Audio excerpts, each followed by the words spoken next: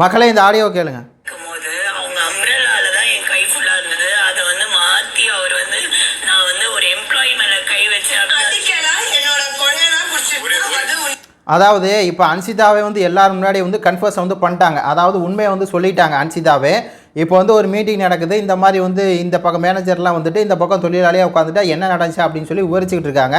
அப்போ சௌந்தர்யா வந்து போய் ஒரு உண்மையை சொல்கிறாங்க. நான் வந்து என் கை வந்து அம்பர்லா மேலே தான் இருந்தது, நான் அவங்க மேலே கையே வைக்கலை அப்படின்னு சொல்லி அவங்க தெளிவாக சொல்கிறாங்க. அன்சிதாவை என்ன பண்ணுது, ஆமாம் அவள் வந்து என்னை அடிக்க வரல, எதுவும் பண்ணலை, அவள் கை அம்பர்லா மேலே தான் இருந்துச்சு, என் மேலே படலை அப்படின்னு சொல்லி அவங்களே கன்ஃபர்ஸ் பண்ணிட்டாங்க.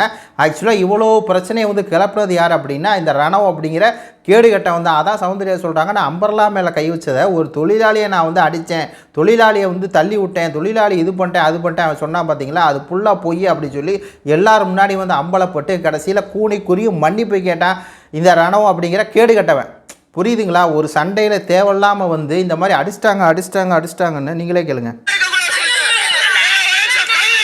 கை வைக்கக்கூடாதுன்னு அவங்க போய் அந்த இதை தான் பிடிச்சிருப்பாங்க. தொழிலாளி மேலே கை வைக்கக்கூடாது அப்படின்னு சொல்லி அதை பெருசாக்கி தொழிலாளி மேலே கை வச்சுட்டாங்க. உடனே வந்து நாங்கள் வந்து ஸ்ட்ரைக் பண்ணுறோம், இந்த மாதிரி சோறு சாப்பாடு தண்ணிக்கு எதுக்கு பாத்ரூமில் நீங்கள் போக முடியாது அப்படின்னு சொல்லி அந்த விஷயத்தை பெருசாகிட்டே இருக்கான் இந்த ரணவ் அப்படிங்கிற கேடுகட்ட. அவனுக்கு வந்து சரியான செருப்படியை சௌந்தர்யா வந்து கொடுத்துருக்காங்க. இன்னொரு பக்கம் அந்த முத்துக்குமரன் அப்படிங்கிற நபரை நான் வந்து எப்படி சொல்கிறதுனே தெரில, ஒரு பைத்தியம் போல் சௌந்தர்யா வந்து என்னென்னா அந்த இதை குச்சியை தான் பிடிக்கும், அம்பரெல்லாம் தான் பிடிச்சிருக்காங்க. ஆனால் இவன் என்ன சொல்கிறான், அதை வந்து அப்படியே ரீக்ரியேட் பண்ணி அதை பொய் சொல்லி மாற்றி இந்த மாதிரி சௌந்தர்யா வந்து அனுசிதா கையவே பிடிச்சாங்க அப்படிங்கிற மாதிரி சொல்கிறாங்க.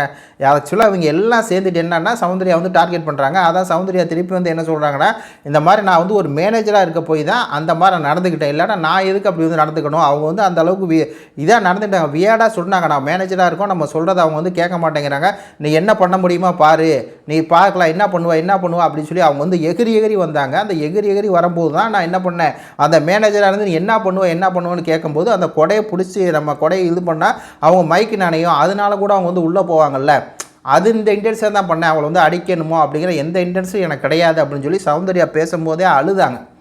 உண்மையாலுமே வந்து அந்த இடத்துல அப்படி தான் நடந்திருக்கணும். ஒருத்தவங்க வந்து இந்த மாதிரி வீம்பா பண்ணுறாங்க அப்படின்னா அதை இதுதான் ஏதாவது ஒன்று கோபத்தில் ஏதாவது ஒன்று பண்ணுறதா உடனே அதை வச்சுக்கிட்டு அதை மாற்றி அதை பெரிய விஷயமாக்கி அதை வந்து பண்ணுறதெல்லாம் இருக்குல்ல. ஏன்னா கேவலமானவன் அப்படிங்கிறது அம்பலமாகி விட்டது. உங்கள் கருத்துக்களை சொல்லுங்கள். நன்றி, வணக்கம்.